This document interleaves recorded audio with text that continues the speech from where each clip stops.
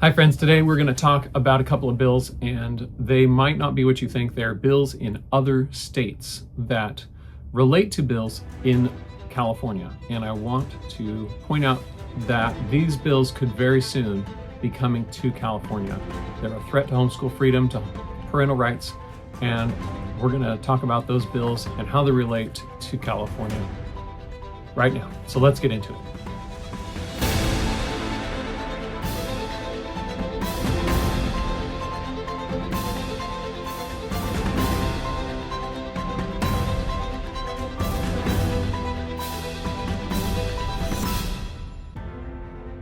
Welcome to the Front Line with FPM, where we talk about California politics, homeschool freedom, parental rights, and the family. I'm your host, Nathan Pierce, and thanks for joining us today. Let's jump right in and see what's going on here on the Front Line. All right, so these bills, there's two bills, one in Nebraska, one in Connecticut. And I want to give you a little context before I talk about those two bills. The one in Connecticut has already passed and been one house and is in the second house. That's in Connecticut. It's active right now, so you can be praying, even as you watch this, be praying for the people of Connecticut. And also, we'll talk about Nebraska, a bill in Nebraska that's already been signed into law by the governor there, passed through their legislature and has been signed into law by the governor. We'll be talking about both of those bills, Nebraska and Connecticut, and how they relate to California. Now, how do they, let's give a little bit of background here on California. In California back in 2018, you may remember that we had two bills introduced in the spring of 2018, and those bills went right to the heart of homeschooling. And one, Mr. Medina's bill, actually went after homeschoolers by requiring home inspections. And as it required home inspections, it also specified that home inspections were for private home schools as well as traditional schools, because they wanted to make sure that kids were safe in their own homes. Now, the initial way that these were designed, these fire inspections, they were inspecting school campuses. But Mr. Medina wanted this same type of inspection for fire safety to be applied to homes, because firemen might be able to ascertain whether children were going to be abused in these homes or not. And they were specifically targeting homeschoolers' homes because that's what they were presuming was needed in order to prevent abuse by homeschoolers. So this was back in 2018 here in California. This actually was introduced as a law in the California state legislature. And so Mr. Medina, as the bill was going through, he also had in the bill a special designation for homeschool families that would be treated a little bit differently than the traditional private school. But because they were homes, they had to specify specifically that it wasn't just campuses that the fire marshals were to inspect anymore. It was actually homes.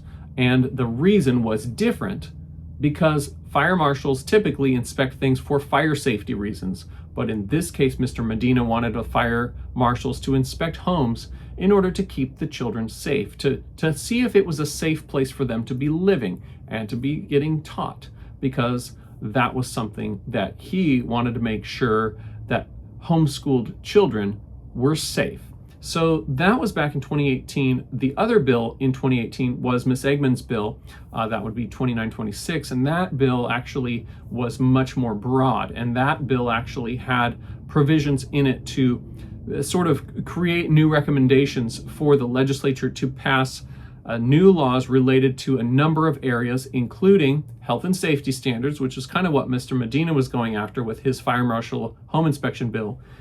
So home inspections and making sure that health and safety standards were being met in your homes, kind of like at a daycare center or at a public school or a private school. The same kind of health and safety standards would be applied to homeschoolers' homes.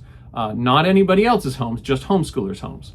So health and safety standards, also teacher credentialing requirements, curriculum standards for homeschoolers, as well as mandatory testing and some other things. But that was in a bill by Ms. Eggman, and that bill actually didn't make it to a committee hearing, it was pulled by the author after significant pressure because Miss Eggman and her staff weren't able to function because of the volume of calls from homeschool families that came in was so great that their phone lines were being blocked by homeschoolers, so they couldn't do other phone calls and get other work done because of the high volume of phone calls from homeschoolers. So my point in telling you the story of how the bill was pulled is because that kind of action can only happen when people work together. Now, this particular year, we're looking at bills in Nebraska and Connecticut. And in Nebraska and Connecticut, they're dealing with a couple of different types of bills. And then we're going to talk about those two and then circle back to a couple of other bills that we've dealt with here in California over the years.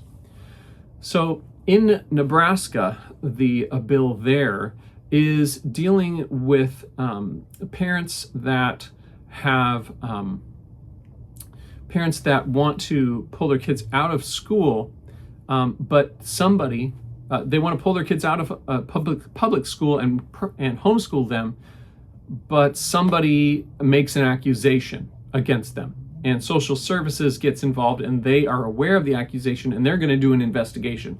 This doesn't involve any charges. It doesn't involve any convictions of anything. It just means that an investigation has been opened. If an investigation has been opened due to somebody's allegation or an accusation, then that family is therefore not allowed to homeschool until that investigation gets completed and the family is cleared. So it's an assumption, a presumption of guilt, not a presumption of innocence. The family's rights are eliminated in this case, temporarily at least, because somebody accused them of something. Now, this is the bill in Nebraska that's already passed the legislature and been signed into law by the governor. Now, I hope that in the courts this gets taken up and dealt with very seriously, because this is not how our country works. Our country was established on the concept of presumption of innocence, but this is the opposite of that. So we need to be careful about allowing this kind of thing to move through legislatures and take it very seriously and take our freedom seriously, because this kind of momentum can cause a wave of this type of legislation across our country, and we do not want to see that happening. So I would encourage you to pray for Nebraska. So talking about Connecticut now, Connecticut, this bill is still active. Pray for the result, that it would be God-honoring, because this bill in Connecticut would impact every parent that wants to homeschool, because it tells the government that it's the legislature stating that no person is allowed to homeschool unless they first go through a background check. So you can have a child, you can raise them for the first few years, you can potty train them, you can teach them their letters, but the moment that the government decides that they need to be in school, you have to get a background check if you want to keep them home another day longer. The government is deciding that they need your child to submit to them. Parents are no longer in charge of the child. It is the government alone that determines where that child goes. And if you don't get a background check, you have to give up the child to school. Now, if something goes wrong with the background check, or there obviously may be issues where there's background checks that have issues, where there's a glitch or people's names get mixed up. Who knows where this could go? But ultimately, this is another point of presumption of guilt. You're not allowed to keep your own child at home unless you prove your innocence, unless you prove through a government background check that you are innocent. So again, the government is presuming that you are guilty and not allowed to homeschool until you prove your innocence. You're guilty until proven innocent in this case. So this bill has not yet been signed into law in Connecticut as of today, but it is moving through, and we can be praying for this bill to not go through the legislature all the way and not get put into the law there in Connecticut. It's very dangerous to see bills like this going through, especially knowing where they're coming from. Now, where are they coming from? I mentioned back in 2018, we had a couple of bills in California that went against parental rights and a parent's choice to homeschool, and how homeschooling could be regulated so dramatically. Well, those bills in California were pushed by a group called CRHE, the Coalition for Responsible Home Education, which sounds great, but they're pushing this model bill called the Make Homeschool Safe Act, and bits and pieces of it are showing up all over, including these two bills in Nebraska and Connecticut. Now, in Nebraska and Connecticut, it's just a piece of the bill. It's not the whole Make Homeschool Safe Act. More can come later, I guess. But right now, they're pushing bits and pieces of it here and there. Nebraska and Connecticut are dealing with two pieces of that. And right now, the Make Homeschool Safe Act pieces are being pushed by the same group, Coalition for Responsible Home Education, CRHE, in Nebraska and in Connecticut. The same group that pushed the bills here in California back in 2018. We need to be aware that this group is pushing these bills across the country in the name of being responsible, in the name of responsible homeschooling. And yet, it goes against the very concept of parents caring for their own children. It's assuming guilt. It's presuming that parents are guilty of evil and requiring parents to prove their innocence before being allowed to teach their own kids at home. This is ridiculous, and it goes against everything that our country was founded upon. So we need to be very aware and engage in our civic duty to protect liberty. Liberty is at stake here. Now, look at Nebraska, look at Connecticut, and look at your children and your grandchildren, and consider, do I want them to grow up in a world where they are presumed guilty unless they can prove themselves innocent? We need to make sure that we take action on behalf of our children and our grandchildren to protect their freedoms, to be allowed to raise their children the way that they see fit. Not the way the government sees fit, but the way that parents who were given the care, custody, and control of their own children by God, who entrusted children to parents. We as parents are stewards of our children. God has entrusted them to us to raise for His glory. But the government wants to take that responsibility onto themselves and say, parents need to submit to the state and the state's way of raising children. So look at Nebraska and look at Connecticut and look at your children and grandchildren. We can make a difference today by building relationships with our legislators at the local level, at the district level.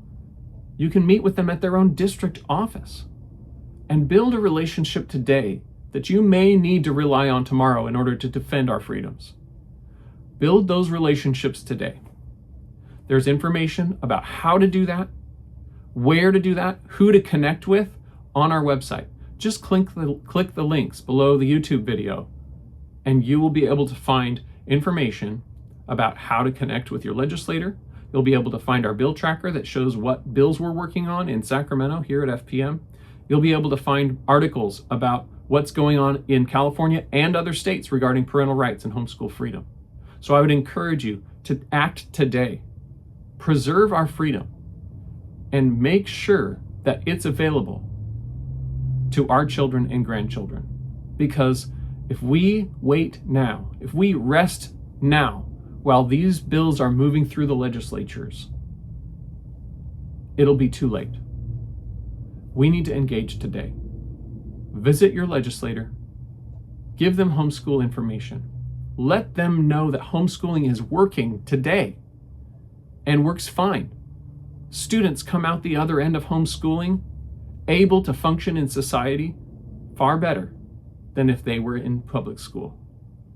Now, the abuse issue, there is no study that says that children are more likely to be abused in homeschooling. In fact, the opposite is true. And we have that research on our website as well, and you can take a look at it there. Legislators need to know that that's around. They need to know that you exist and that you care for your children. So please engage today. We have a way for you to do that on our website, but you can also learn more about this at our Homeschool Freedom Day coming up on September 12th. So I would encourage you to be participating in that and engage with your local homeschool community and connect them with their own legislators. So that's it for today. Please engage in preserving liberty for your children and your grandchildren. See you next time. Thanks for joining us for this episode of The Front Line with FPM. For more information about the topics we discuss here, check out Family Protection Ministries at fpmca.org and subscribe to our channel.